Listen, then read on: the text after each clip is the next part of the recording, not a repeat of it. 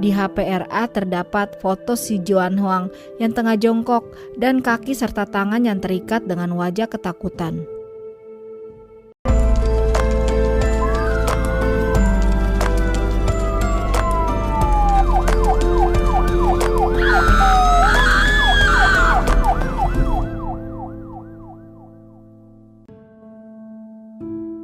Kali ini kita akan ke negara Cina, di mana ada sebuah keluarga hidup di Cina yang beranggotakan 4 orang, terdiri dari ayah, ibu, dan 2 kakak beradik laki-laki.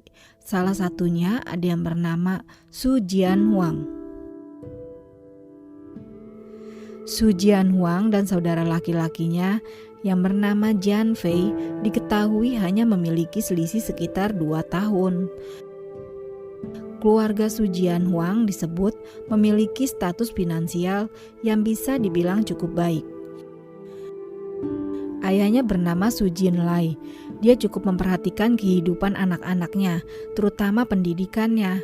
Nah, hal itu membuat Su Jinlai untuk mengirim anak-anaknya ke paman mereka di Malaysia yang bernama Ko Kim Tek.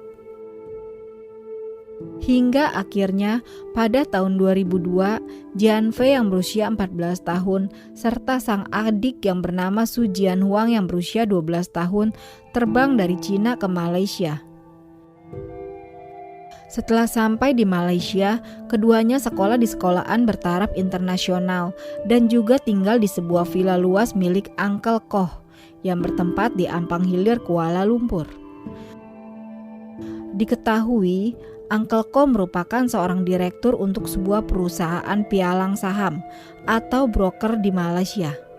Selain tajir, Uncle Koh juga menerima gelar kehormatan, yakni Datu Seri dari Kerajaan Pahang.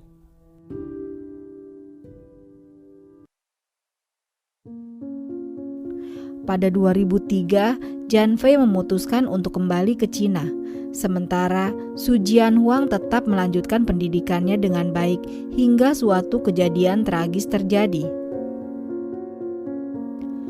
Kejadian itu terjadi pada September 2004, di mana Su Jian Huang ditemukan dalam keadaan tidak bernyawa di kolam renang dalam keadaan mengambang.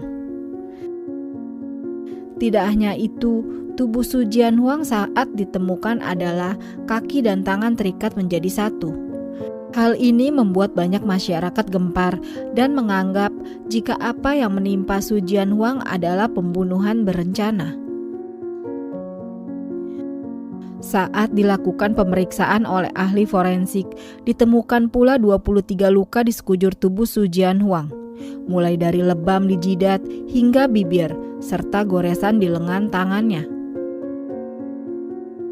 Berdasarkan hasil otopsi, orang yang berusaha menghabisi nyawa Su Jian Huang melakukan aksinya dengan cara menenggelamkannya. Polisi pun bergerak langsung mengamankan orang-orang dekat dari Su Jian Huang. Salah satunya adalah pamannya sendiri yang bernama Ko Kim Tek. Selain itu, 2 pekerja Uncle Ko juga ikut diamankan, yakni Muhammad Najib Julkifli dan Resti Angpalo. Berdasarkan hasil investigasi yang dilakukan oleh pihak berwenang selama 2 minggu, diduga jika MNZ melakukan aksi kejinya bersama RA dan diduga atas perintah atasannya yang bernama Ko Kim Tek.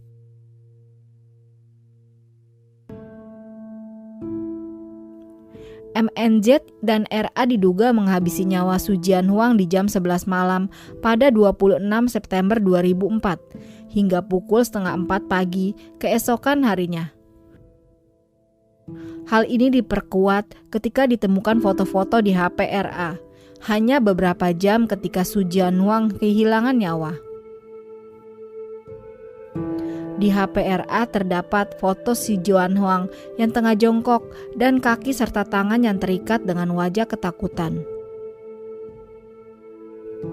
Namun meskipun sudah ada bukti yang cukup kuat, ternyata ketiga orang tersebut belum bisa dinyatakan sebagai tersangka. Menurut pihak berwajib, foto-foto di HP milik RA tersebut tidak membuktikan apakah ketiga orang itulah yang menghabisi nyawa Su Jian Huang. Selanjutnya, persidangan pun dilakukan dengan mendatangkan setidaknya 39 saksi untuk dimintai keterangan. Para saksi pun diantaranya tukang kebun pamannya hingga ayahnya. Bahkan Su Jianhuang sempat menelepon ayahnya dan berkata sangat ketakutan karena dipukuli. Sementara itu, beberapa saksi melihat jika Su Jianhuang dianiaya karena dirundung mencuri uang senilai kurang lebih 30.000 ringgit atau jika dirupiahkan adalah 103 juta milik Uncle Koh. Meskipun sudah demikian, hal itu juga tidak diterima oleh pihak pengadilan karena dianggap tidak terbukti.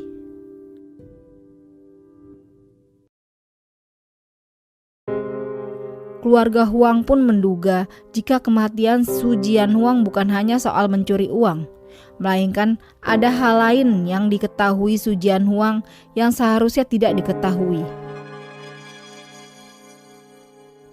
Hingga pada tahun 2005, Mahkamah Tinggi memutuskan untuk membebaskan Koh Kim Taek, MNZ, dan RA dari semua tuduhan. Mereka bertiga dinyatakan tidak terbukti bersalah karena pihak penuntut dianggap tidak memiliki bukti yang cukup kuat. Merasa keputusan yang diberikan pengadilan sangat-sangat tidak adil, maka pihak keluarga memintanya untuk ada sidang banding. Pengadilan pun menerima usulan banding tersebut pada tahun 2007. Tetapi seiring ditunda karena Koh Kim Taek tidak hadir dalam persidangan. Bahkan pada Oktober 2007, Koh Kim Taek sempat mengirimkan sebuah amplop medis ke pihak pengacara yang mengatakan dirinya tengah dirawat di rumah sakit Cina karena penyakit jantung, rematik, dan darah tinggi. Namun ketika dicek oleh Interpol, tidak ditemukan satupun rumah sakit yang merawat pasien atas nama Koh Kim Taek. Tidak hanya itu, Departemen Imigrasi juga memeriksa jika paspor milik Koh Kim Taek tidak sedang bergerak. Karena tidak muncul-muncul pada 2009 atas permintaan jaksa, pihak pengadilan mengeluarkan surat perintah penangkapan Koh Kim Taek.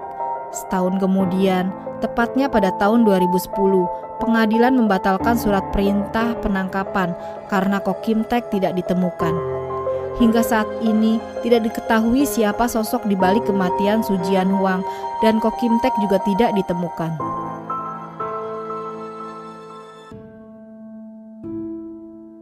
Dari kejadian Su Jianhuang, ada beberapa kejanggalan yang terjadi. Yang pertama dari kesaksian supir Uncle Koh. Jadi supir Uncle Koh ketika pertama kali diinterogasi dia berkata bahwa di hari Su Jianhuang meninggal, dia sempat melihat ada salah satu tersangka dari 3 orang mengangkat tubuh Kwang. Lalu dia mendengar ada yang melempar dan terdengar suara tubuh kecil jatuh ke kolam. Pada statement pertama, supir itu berkata bahwa anak itu diikat dan dilempar. Tapi pada saat persidangan, supir dipanggil lagi. Tiba-tiba statement supir berubah. Dia berkata, "Oh, saya tidak melihat apa-apa, cuma mendengar ada sesuatu yang jatuh aja ke kolam."